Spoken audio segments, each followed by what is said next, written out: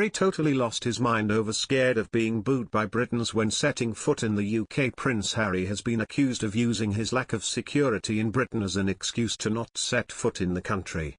Royal biographer Duncan Larcombe wrote an article for Closer UK in its March 28 issue and claimed that the Duke of Sussex might be hiding the truth as to why he doesn't want to return home.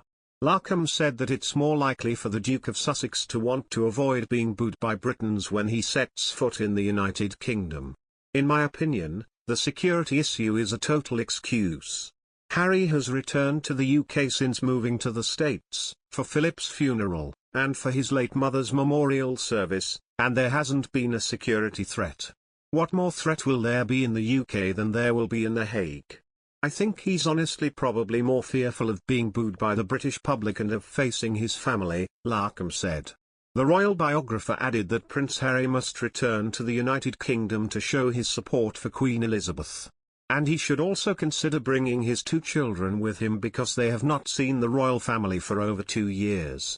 Meanwhile, Larcombe also weighed in on some of the controversies that Prince Harry faced in recent weeks. Harry's appearance at the Texas rodeo was totally bizarre, almost as if he was trying to immerse himself in American culture. It was especially bizarre as it so clearly goes against Meghan's animal rights beliefs. And Meghan's absence from the Super Bowl was baffling too, he said. From what I hear, Harry has cut out many of the people who ever loved him from his life. His family, his old school friends, the list goes on. I think one of the biggest signs of a relationship not going well is that one or both of you become very isolated from the friends and family and people who love you and who you grew up with. And this is what has happened with Harry, since being with Meghan.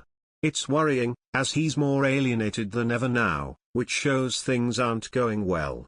Harry, 37, and Meghan, 40, have been embroiled in a bitter feud with the royals since their move to the US in 2020. With the couple taking shots at them in a series of scathing interviews. The couple made accusations of racism within the royal family, as well as claiming during an interview with Oprah that Meghan's mental health struggles had been overlooked. And in a podcast with actor Dax Shepard, Harry criticized his father Prince Charles' parenting, saying that his father passed down a cycle of pain onto him. But the most shocking statement came when it was announced Harry would be writing a tell-all memoir, as part of a multi-million-pound deal with a publisher. Set to tell his truth, it is thought it will be released this autumn.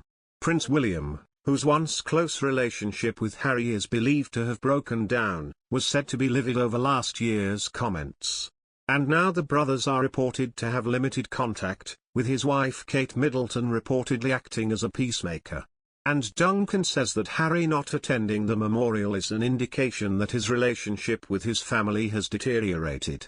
He says, I thought the rift was bad this time last year, but that things have really deteriorated since last August when Harry announced he was doing this memoir. With the threat of that book hanging over the royal family, a return to the UK would just be incredibly awkward and emotionally charged. I would be really surprised if he and Meghan come back for the Platinum Jubilee in June. I'm sure in years to come he'll regret missing it, but I just can't see how he can come back and stand with his family with a smile, while there is the threat of his tell-all book. And Duncan adds, Harry and Meghan will be under an increasing amount of pressure to deliver. If this Invictus Games documentary and Spotify podcast aren't world-loved, award-winning programs, they could be in trouble. Award-winning